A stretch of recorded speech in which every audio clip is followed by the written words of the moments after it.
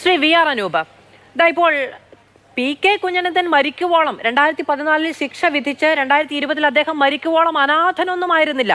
ഏറെക്കുറെ അദ്ദേഹം ജയിലിൽ, ഏറെക്കുറെ അദ്ദേഹം പുറത്ത് എന്നുള്ളത് തന്നെയായിരുന്നു നില. അപ്പോൾ അദ്ദേഹത്തിന് ചികിത്സാ നിഷേധം ഉണ്ടായാൽ അതിനോട് നിയമപരമായി പോരടിക്കാനുള്ള ബാക്കിംഗ് അദ്ദേഹത്തിന് ഇല്ലാതിരുന്നോ? അദ്ദേഹം അത്തരം പരാതികൾ ഏതെങ്കിലും ഘട്ടത്തിൽ ഉന്നയിക്കുമായിരുന്നില്ലേ? തീർച്ചയായും.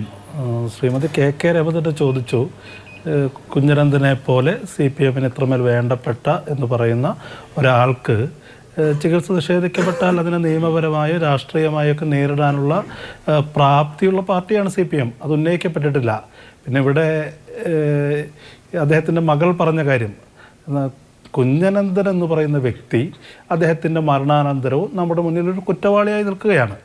അപ്പോൾ നമ്മുടെ എതിർപ്പ് എന്ന് പറയുന്നത് കുഞ്ഞനന്തനോടും കുഞ്ഞനന്തൻ ചെയ്ത കുറ്റകൃത്യത്തോടുമാണ്. അദ്ദേഹത്തിൻ്റെ മകളോടോ കുടുംബത്തിനോടോ നമുക്ക് എതിർപ്പില്ല. ഒരു കുറ്റവാളിക്ക് പോലും അവരുടെ മകൾക്ക് അച്ഛൻ കുറ്റവാളിയായാലും പ്രിയപ്പെട്ട ഒരാളായിരിക്കും. അവരെ വ്യക്തിപരമായി വേദനിപ്പിക്കാനോ അതിന് മറുപടി പറയാനോ ഞാൻ ഉദ്ദേശിക്കുന്നില്ല. അതേ തരത്തിൽ ഇപ്പോൾ CPM കെ രമയെ വേട്ടയാടുന്നത് പോലെ കുഞ്ഞനന്തൻ്റെ മകളോട് നമ്മൾ സംസാരിക്കേണ്ടതില്ല. പക്ഷേ കുഞ്ഞനന്തൻ ചെയ്ത കുറ്റകൃത്യം അത് നമ്മുടെ മുന്നിലുണ്ട്. അത് കുഞ്ഞനന്തൻ എന്ന വ്യക്തി മാത്രമല്ല പ്രതിക്കൂട്ടിൽ നിൽക്കുന്നത്. അത് TP ചന്ദ്രശേഖരൻ വധ കേസിൽ CPM ആണ് സംഘടനാപരമായി പ്രതിസ്ഥാനത്ത് നിൽക്കുന്നത്. കുഞ്ഞനന്തൻ അതിൻ്റെ ഒരു ഇൻസ്ട്രുമെൻ്റായി ഉപയോഗിക്കപ്പെട്ടു. ഒരു കുഞ്ഞനന്തൻ അല്ലെങ്കിൽ മറ്റൊരാൾ, അത് കുഞ്ഞനന്തനിൽ ഒതുങ്ങുന്നതാണ് എന്ന് നമ്മൾ വിചാരിക്കുന്നില്ല. അതൊരു പിരമിഡാണ്. ആ പിരമിഡിൻ്റെ മുകളിൽ ആരാണ് എന്നതിനെക്കുറിച്ചാണ് നമ്മൾ ചർച്ച ചെയ്യുന്നത്.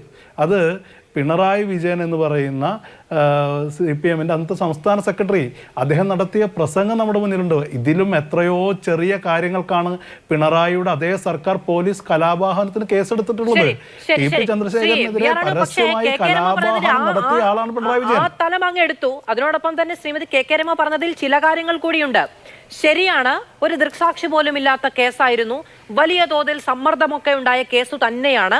അന്വേഷണ സംഘമൊക്കെ വലിയ തോതിൽ പ്രൊഫഷണലായി തന്നെ അതിന് വില കൊടുക്കേണ്ടി വന്നിട്ടുണ്ട് എന്നുള്ളതൊക്കെ നമുക്കറിയാം. എന്നിരുന്നാലും സർവീസ് പ്രൊവൈഡേഴ്സിൽ നിന്ന് കോൾ റെക്കോർഡ് അടക്കം ശേഖരിക്കാൻ കഴിയാത്തൊരു സാഹചര്യം എന്തായിരുന്നു ഈ പറയുന്ന 2012 മുതൽ 2016 വരെ? അത്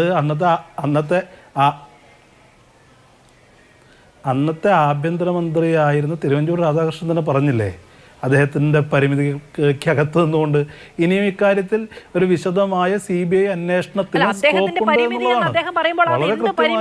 എന്ന് നാട്ടുകാർ തിരിച്ചു ചോദിക്കില്ലേ? ഒരു സംസ്ഥാനത്തിന്റെ ആഭ്യന്തരമന്ത്രിക്ക് എന്ത് പരിമിതി ഉണ്ടാകാനാണ്? അതും രാഷ്ട്രീയമായി ഏറ്റവും കൂടുതൽ മനസ്സിലാക്കേണ്ട ഒരു കാര്യം, മനസ്സിലാക്കേണ്ട കാര്യം തിരുവഞ്ചൂർ രാധാകൃഷ്ണനെ പോലെ ഒരു വ്യക്തിയെടുത്ത ഒരു എഫർട്ടിൻ്റെ പേരിലാണ്. അല്ലെങ്കിൽ CPM നേതാക്കന്മാർ പ്രതിസ്ഥാനത്ത് വരുന്ന കേസുകളിൽ ബ്രാഞ്ച് കമ്മിറ്റി, ലോക്കൽ കമ്മിറ്റി തലം വരെ എത്തി അവസാനിപ്പിക്കാൻ ആര് ഭരിച്ചാലും, അത് CPM ആകട്ടെ അല്ലെങ്കിൽ UDF ആകട്ടെ, ഇവിടുത്തെ പോലീസ് സംവിധാനം തയ്യാറാകുമായിരുന്നില്ല. കേരളത്തെ സംബന്ധിച്ച് CPM എന്ന് പറയുന്നത് ആര് ഭരിച്ചാലും ഒരു സമാന്തര അധികാര ഘടനയാണ്. സ്റ്റേഷൻ ഹൗസ് ഓഫീസർമാർ തൊട്ട് SP വരെയുള്ള പോലീസ് എന്ന് പറഞ്ഞാൽ കാലാകാലങ്ങളിൽ നിങ്ങൾ ഏൽപ്പിച്ചു കൊടുത്ത ആഭ്യന്തരമന്ത്രിമാരുടെ പരാജയം ഒരു സമാനമാണ് കേട്ടോ. അല്ല, അത് തിരുവഞ്ചൂർ രാധാകൃഷ്ണനെ പോലെ അതിപ്രഗത്ഭനായ ഒരു ആഭ്യന്തരമന്ത്രി, അദ്ദേഹം പോലീസിന് പ്രവർത്തന സ്വാതന്ത്ര്യം കൊടുക്കുകയും അദ്ദേഹം അതിനുള്ളൊരു രാഷ്ട്രീയമായ ഇച്ഛാശക്തി കാണിച്ചത് കൊണ്ട് കൂടിയാണ് ഇന്ന് ഇതുവരെയെങ്കിലും ഈ കേസ് എത്തിയത്. എല്ലാവർക്കും അറിയാവുന്ന യാഥാർത്ഥ്യമല്ലേ ഇത്. നമ്മൾ മനസ്സിലാക്കേണ്ടത് നിങ്ങളുടെ ചായ്വ് വിളിച്ചു പറയുന്ന കാര്യങ്ങളാണ് കേട്ടോ. അത് ഉത്തരവാദിത്തം, ജനങ്ങൾ ഏൽപ്പിച്ച വിശ്വാസം, അതിനോടുള്ള ഇച്ഛാശക്തിയാണ് കാണിക്കേണ്ടത്.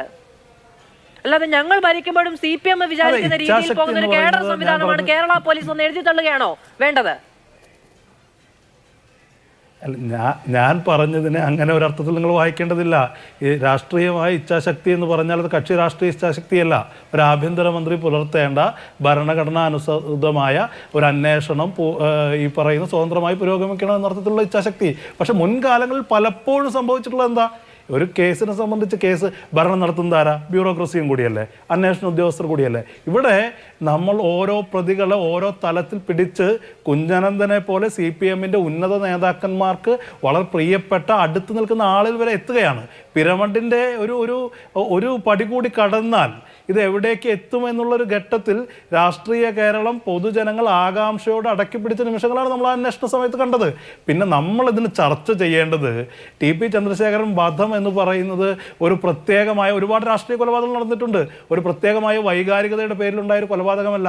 അങ്ങേയറ്റം ആസൂത്രിതമായി മാഷാ അള്ളാഹ് സ്റ്റിക്കർ പതിക്കുന്നു. ഇതിനൊരു വർഗീയ കലാപമായി ചിത്രീകരിക്കാനുള്ള ശ്രമങ്ങൾ നടക്കുന്നു.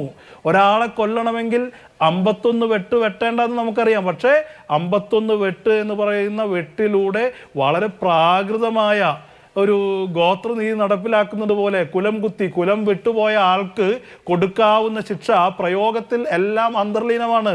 ഒരാളെ ഔട്ട്കാസ്റ്റ് ചെയ്തു കഴിഞ്ഞാൽ, കുലത്തിൽ നിന്ന് പോന്നു കഴിഞ്ഞാൽ എന്താണ് കൊടുക്കുന്നതിനുള്ള മാതൃകാപരമായ ശിക്ഷ. ഇനി ഒരാളും CPM വിട്ടുപോകരുത്. അതിന് അനന്തരഫലം ഉണ്ടായിട്ടുണ്ട്. പിന്നീട് MR മുരളിയെ പോലുള്ള ആളുകൾ CPM-ലേക്ക് തിരിച്ചു വന്നു. CPM എല്ലാ കാലത്തും ഇങ്ങനെ ചെയ്തിട്ടില്ല. MV രാഘവനെ പോലൊരാൾ ആയസിൻ്റെ ബലത്തിലല്ല രക്ഷപ്പെട്ടത്. അത് CPM അനുവർത്തിക്കുന്ന ഒരു രീതിശാസ്ത്രമാണ്, അവരുടെ ഒരു പ്രയോഗ രീതിയാണ്.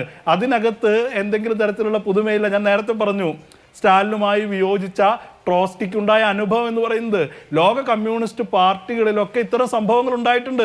ഇവിടെ നമ്മളൊരു ജനാധിപത്യ ഘടനയ്ക്കകത്ത് പ്രവർത്തിക്കുമ്പോഴും ഈ പറയുന്ന കമ്മ്യൂണിസ്റ്റ് രീതി പിന്തുടരുന്ന CPM-നെ സംബന്ധിച്ചിടത്തോളം സ്വന്തം പാർട്ടിയിൽ നിന്ന് രാഷ്ട്രീയമായി എതിർപ്പുന്നയിച്ച് പോകുന്ന ആളുകളെ വകവരുത്തുക എന്ന് പറയുന്നത് CPM-ന്റെ ചരിത്രത്തിൽ ആദ്യമല്ല. പക്ഷേ ടി.പി. ചന്ദ്രശേഖരൻ വധം CPM പോലും വിചാരിക്കാത്ത തരത്തിൽ കേരളത്തിൻ്റെ പൊതുസമൂഹം ആഴത്തിൽ ചർച്ച ചെയ്യപ്പെട്ടു.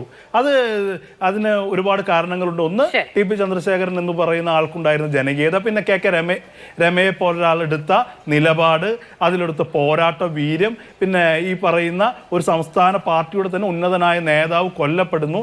അതിനെ വളരെ കൃത്യമായി നേരത്തെ പറഞ്ഞ പോലെ പോലീസ് ഓരോ ഘട്ടത്തിലും അനുധാവനം ചെയ്യുന്നു, ഓരോരുത്തരായി പിടിക്കുന്നു എന്നുള്ളതാണ്. ഇത് കേരളത്തിൻ്റെ രാഷ്ട്രീയ കൊലപാതകങ്ങളുടെ ചരിത്രത്തിൽ ടി.പി. ചന്ദ്രശേഖരൻ വധത്തിന് ശേഷവും മുൻപും എന്ന് പറയുന്ന ഒരു വലിയ തോതിൽ കേരളത്തിന്റെ പ്രതിരോധം ഉയർത്തിയ ഒരു കൊലപാതകം തന്നെയാണിത്. നമ്മൾ കഴിഞ്ഞ ചർച്ചയിലൊക്കെ പറഞ്ഞതുപോലെ വെട്ടിക്കൊന്നു എന്നൊരു വാക്ക് കേട്ടാൽ ആദ്യം മുന്നിൽ വന്നു നിൽക്കുന്നത് ടി.പി. ചന്ദ്രശേഖരന്റെ മുഖമാണ്. അവിടെ നിന്ന് കേരളത്തിന്റെ മനസാക്ഷി ഇങ്ങോട്ട് രാഷ്ട്രീയ കൊലപാതകങ്ങളോട് പ്രതികരിച്ച രീതി തന്നെ വ്യത്യസ്തവുമാണ്. അതുകൊണ്ടാണ് ടി.പി. മരിച്ചിട്ടില്ല എന്നുപോലും പറയേണ്ടി വരുന്നത്. ഇതാ ഇപ്പോഴും ഇങ്ങനെ ഉയർത്തെഴുന്നേറ്റ് വരുന്നതും രാഷ്ട്രീയമായി വലിയ പ്രതിരോധം ഉയർത്തുന്നതും ഒക്കെ നമ്മൾ കണ്ടുകൊണ്ടിരിക്കുന്നതുമാണ്.